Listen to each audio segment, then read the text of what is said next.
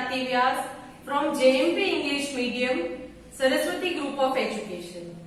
Today I am here to teach you Social Studies for Grade 4 and we are conducting this session for Chapter 2, the Northern Mountains and the Northern Plains, and this is my session number 3 for this chapter.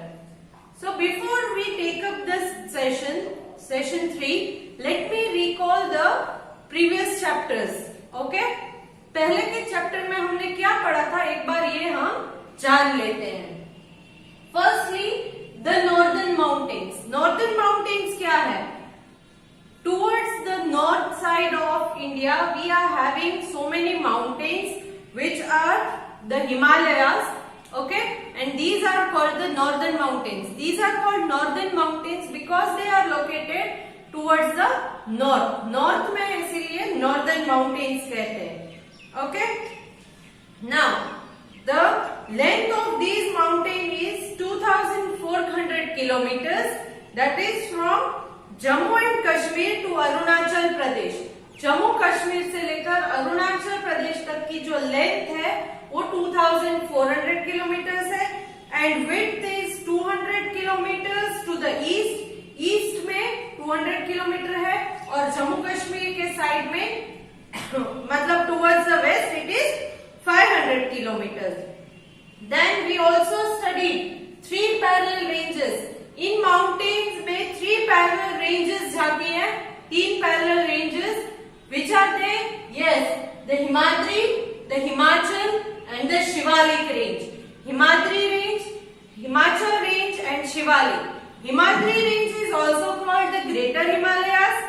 Then Himachal is also called the Middle Himalayas or the Lesser Himalayas and Shivalik are called the Lower Himalayas. सबसे ऊपर हिमाद्री है, बीच की हिमाचल है और सबसे नीचे है वो है Shivalik range. Then Himadri range के बारे में हमने डिटेल स्टडी की थी जिसमें हमने जाना कि highest mountain peak mount Kanchenjunga and mount Annapurna are found here and important mountain pass that is Zojila pass is found in Jammu and Kashmir. Okay, then we studied in the second session regarding the Himachal range. Himachal range के बारे में हमने बहुत सारी जानकारी ली थी जैसे कि in Himadri there are no living things found, very less because it is covered with snow throughout the year.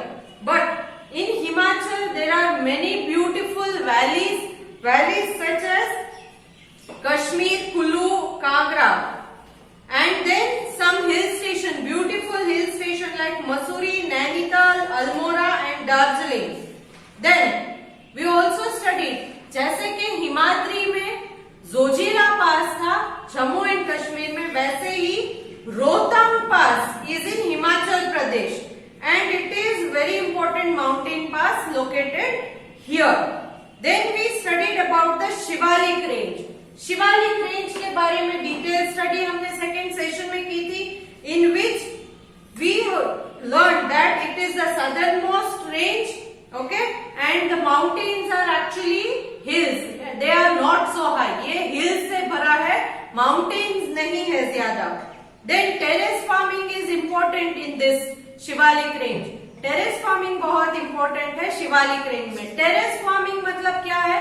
मैंने आपको बताया था कि terrace farming means mountain को स्टेप्स में कटिंग करके वहां पर उसमें फार्मिंग की जाती है, खेती की जाती है. Why it is done? Because otherwise the water will flow down of the slope. Slope में से पानी फ्लो होके नहीं तो नीचे आ जाएगा और प्लांटिंग के लिए किसी भी चीज को ग्रो करने के लिए वाटर बहुत जरूरी है.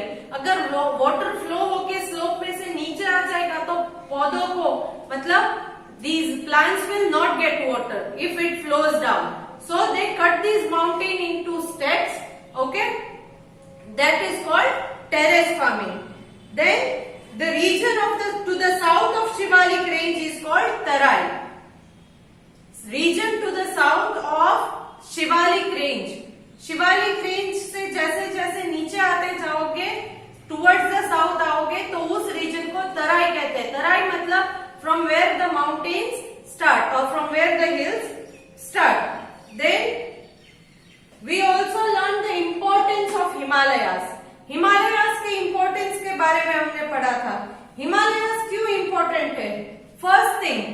हिमालयाज इंडिया के नॉर्थ में है, इस वजह से क्या है कि ऊपर टुवर्ड्स द नॉर्थ एशिया में से जो भी कोल्ड विंड ब्लो होती है वो उसे ब्लॉक कर देता है, कोल्ड विंड को ब्लॉक कर देता है, correct. Then it does not allow the rain bearing clouds or rain bearing winds to move away from India। वो खड़ा है, इसीलिए इंडिया के ऊपर से जितने भी रेन बेरिंग विंड है वो फ्लो होके बहकर चले नहीं जाते हैं towards Asia, it blocks them, वो उसे इंडिया में ही ब्लॉक कर देते हैं ताकि इंडिया में ज्यादा बारिश हो। ऊपर से कोल्ड विंड नहीं आने देता है और इंडिया में से रेन बेरिंग विंड को बाहर नहीं जाने देता है, so India will get good rainfall.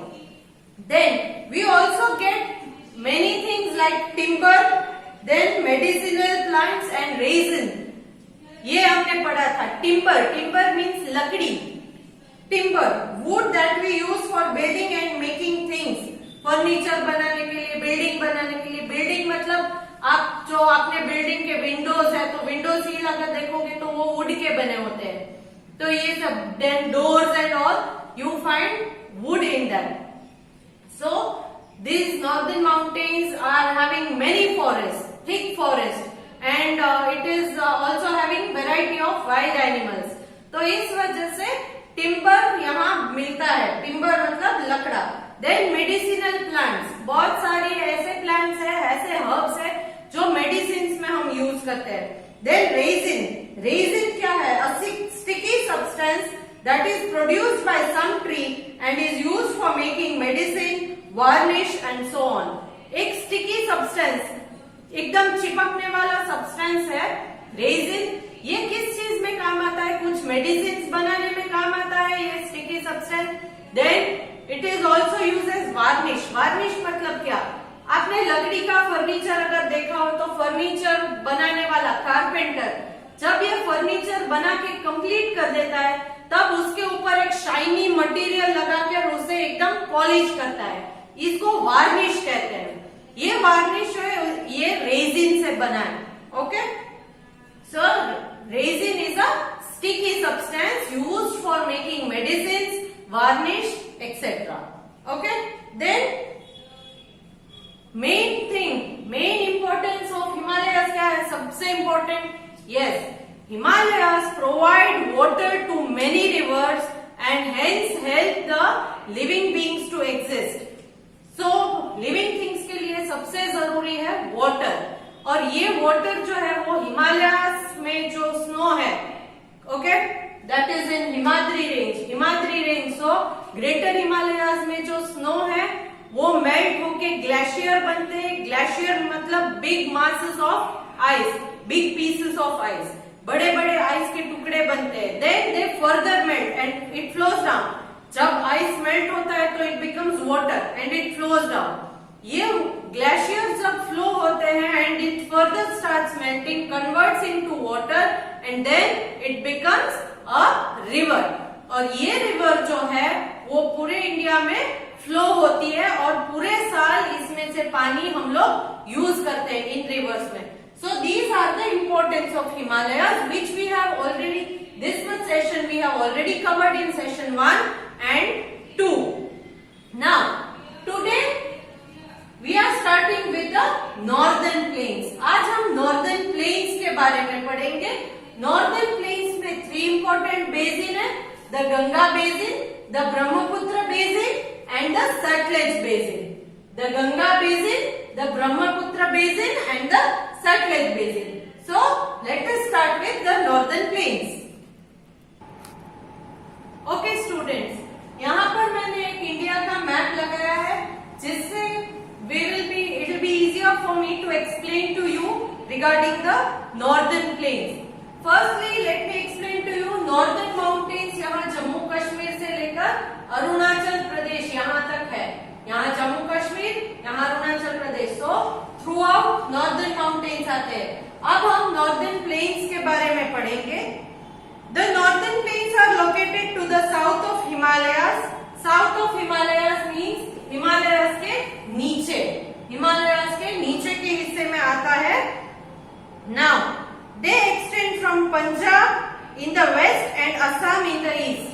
Waste में यहाँ पंजाब, ये ऑरेंज कलर का दिख रहा है, यहाँ से पंजाब से लेकर ये असम पिंक कलर का, Punjab to Assam, Punjab in the west to Assam in the east, यहाँ से यहाँ तक ये एक्सटेंड होता है नॉर्दर्न प्लेन्स.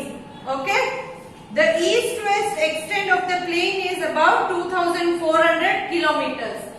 ईस्ट से वेस्ट तक का जो एक्सटेंड है, लेंथ है, वो 2400 किलोमीटर्स अप्रोक्सीमेटली है.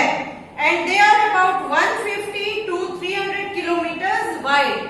वाइड मीन्स उसकी चौड़ाई कितना चौड़ा है, 150 से लेकर 300 किलोमीटर तक चौड़ा है. They cover the states of Punjab, Haryana, Uttar Pradesh, Bihar, West Bengal and parts of Assam. So Punjab, Haryana, Uttar Pradesh, Bihar, West Bengal, this yellow color here, and parts of Assam, this pink color. So northern plains कहाँ है?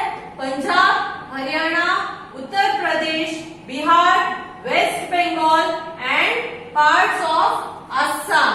यहाँ सब जगह पर northern plains आते हैं. Next.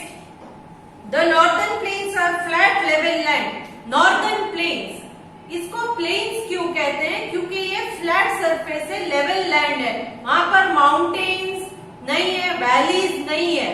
So they are flat, hence they are called northern plains. Northern side में India के north में है, इसीलिए northern, and plain flat level land है, इसीलिए plains कहते हैं. ठीक है? The northern plains are flat level land. Many rivers which originate in Himalayas flow through these plains. Himalayas में कुछ rivers ऐसी है, as I told you कि glaciers melt होकर पानी बनता है और उससे rivers बनती है. तो ऐसी बहुत सारी northern mountains में rivers है जो flow होके नीचे northern plains तक आती है. Mountain, northern mountain से start होके नीचे नॉर्दर्न प्लेन्स तक आती है. Flow through the plains. Since these river begin in the Himalayas, they are perennial rivers and have water throughout the year. ये रिवर क्योंकि नॉर्दर्न माउंटेन से स्टार्ट होती है, स्नो मेल्ट होने के बाद पानी आता है, तो इस वजह से इन रिवर्स में पानी जो है वो थ्रू आउट द ईयर होता है. थ्रू आउट द ईयर पानी आता ही रहता है. So these rivers are called perennial rivers. Let me explain. Perennial का मतलब ये है कि जिन rivers में पूरे साल पानी हो, उन rivers को perennial rivers कहते हैं. A river that flow at all the time of the year. All the time of the year ये rivers में पानी flow होते ही रहता है. So these are called perennial rivers. So if anybody asks you what is perennial river, so you should be able to answer that the rivers which flow throughout the year are called perennial rivers. Okay? I hope that much is clear to you. Now, these rivers does make the plain rich and fertile.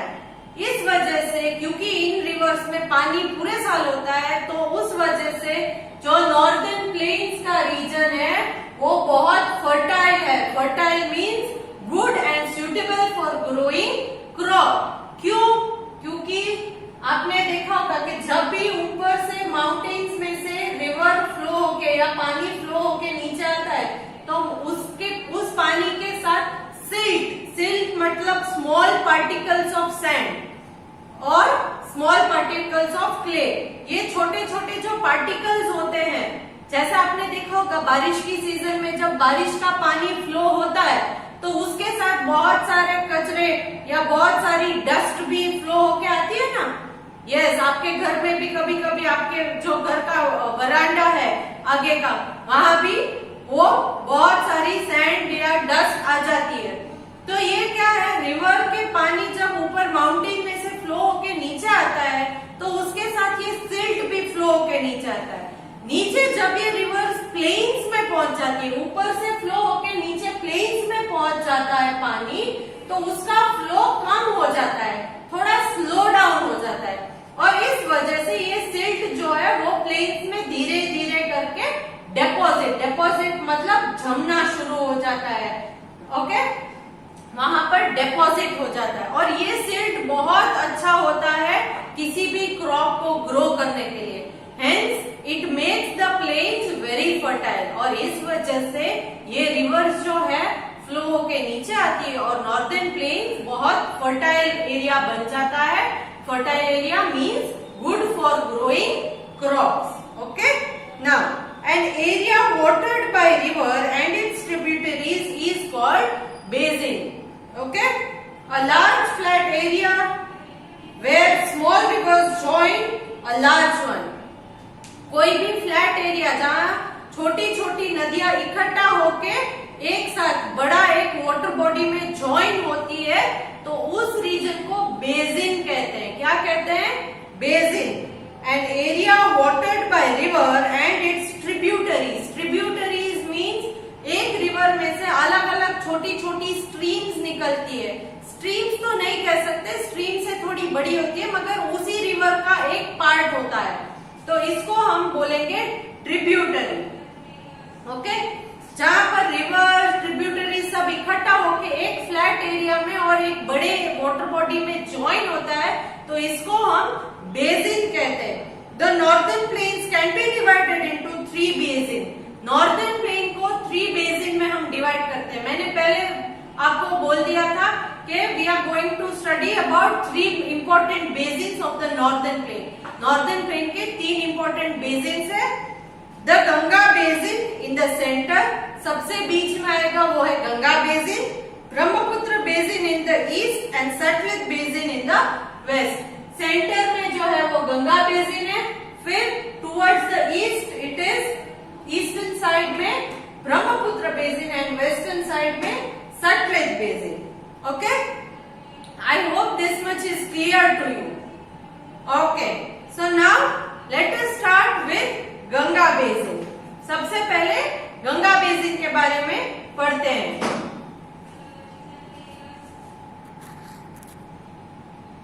Okay, the river Ganga is sacred to the Hindus. River Ganga जो है वो Hindus के लिए बहुत secret, secret मतलब पूजनीय, जिसकी हम पूजा करते हैं। आपने सुना होगा कि कोई भी पूजा है तो हम गंगा घाट पर, गंगा किनारे जाते हैं, गंगा जी की आरती भी होती है, करेक्ट। गंगा जी की आरती आपने टीवी में और शायद आप गए भी होंगे वहां पर। हरिद्वार में बहुत फेमस है, हरिद्वार, ऋषिकेश, यहाँ सारी जगहों पर ये गंगा जी की आरती बहुत फेमस है। तो गंगा इज सेक्रेड मतलब पूजनीय रिवर है हिंदूज के लिए। It has its source in the Gangotri glacier high up in the Himalayas and flow through the states of Uttarakhand, Uttar Pradesh, Bihar and West Bengal. It has its source मतलब इसका बर्थ प्लेस, गंगा जी का, गंगा नदी का बर्थ प्लेस कहाँ है? गंगोत्री ग्लेशियर, जो हिमालयाज में गंगोत्री ग्लेशियर है, वहां से धीरे धीरे गंगा का जन्म स्थान या Ganga starts flowing. River Ganga starts flowing और Ganga river has its source in Gangotri glacier in the Himalayas. और कहां से फ्लो होती है? It flows through Uttarakhand, Uttar Pradesh, see this is Uttar Pradesh, this is Uttarakhand, so it flows through Uttarakhand, Uttar Pradesh, then Bihar, this is Bihar and then West Bengal. So it starts from Uttarakhand, Uttar Pradesh, Bihar and West Bengal. Once again, Uttarakhand, Uttar Pradesh, Bihar and West Bengal. Correct? So यहाँ से ये flow होकर आगे बढ़ती है. The Ganga flow very swiftly down the mountains.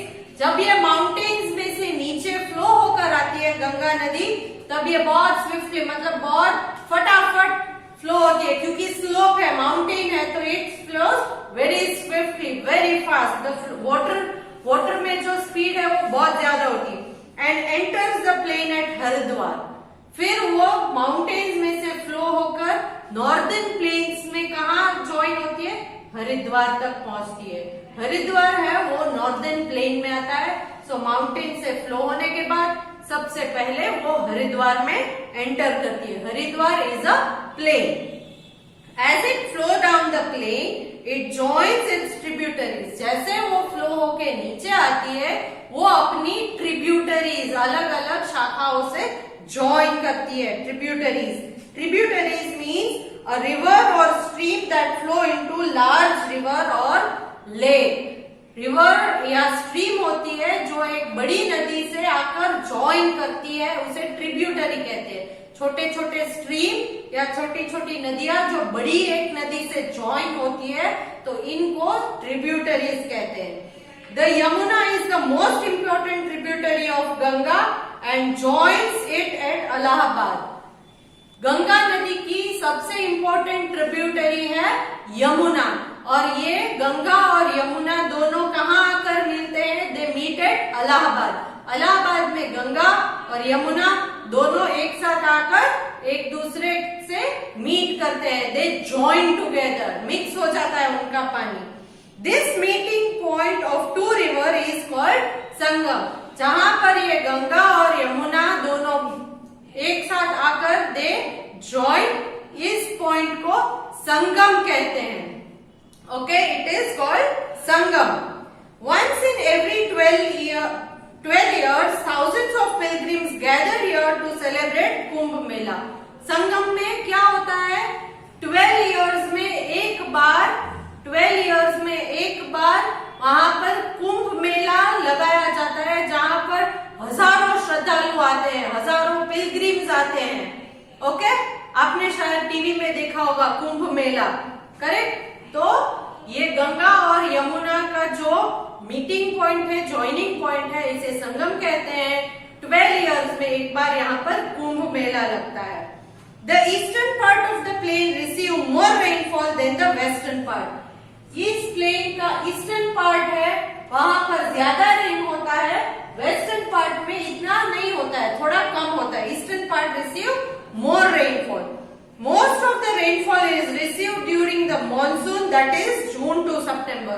और सबसे ज्यादा बारिश मॉनसून सीजन में, that is जून टू सितंबर में यहाँ पर होती है. Crops grow well here as the soil is rich and fertile. मैंने आपसे पहले ही कहा था क्रॉप्स बहुत अच्छे से ग्रो होते हैं क्योंकि नॉर्दर्न प्लेन्स जो है वो बहुत फर्टाइल है, due to the silt deposited by the rivers flowing from Himalayas. The major crops grown here are rice, wheat, jute and sugarcane. सबसे इम्पोर्टेंट क्रॉप्स कौन से हैं यहाँ पर जो ग्रो होते हैं? वो है rice, wheat, jute and sugarcane. Now water is available in plenty as there are many wells and canals. पानी भी बहुत ज्यादा यहाँ पर अवेलेबल है. क्यों? क्योंकि यहाँ पर बहुत सारे वेल मतलब कुएं और केनाल मतलब क्या? मैन मेड स्ट्रीम जैसा बनाया जाता है, जिससे कि जिन एरियाज में पानी नहीं पहुंचता है वहां पर पानी पहुंचाया जा सके.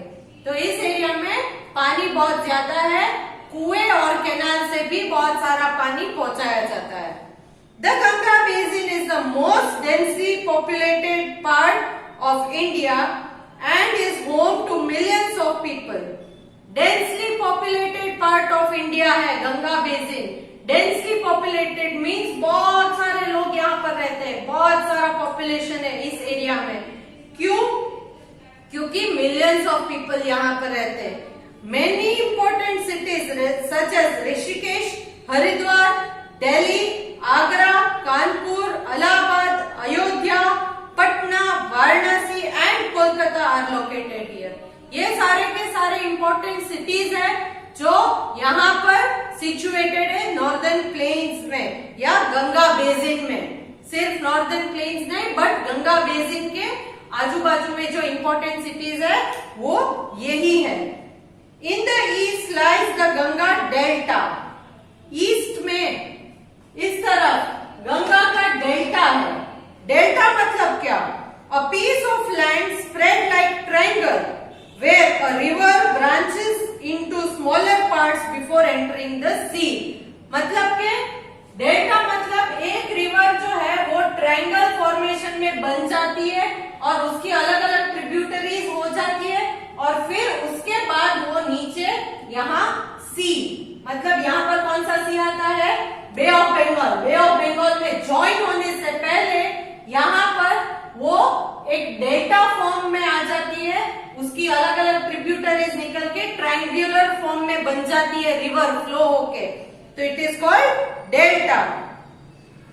So in the east lies the Ganga Delta, also known as Ganga Brahmaputra Delta, formed by river Ganga and Brahmaputra. इस गंगा रिवर के डेल्टा को गंगा ब्रह्मपुत्र डेल्टा भी कहा जाता है, क्योंकि ये गंगा और ब्रह्मपुत्र दो रिवर से साथ में इकट्ठा होने के बाद, ज्वाइन होने के बाद ये डेल्टा बनता है।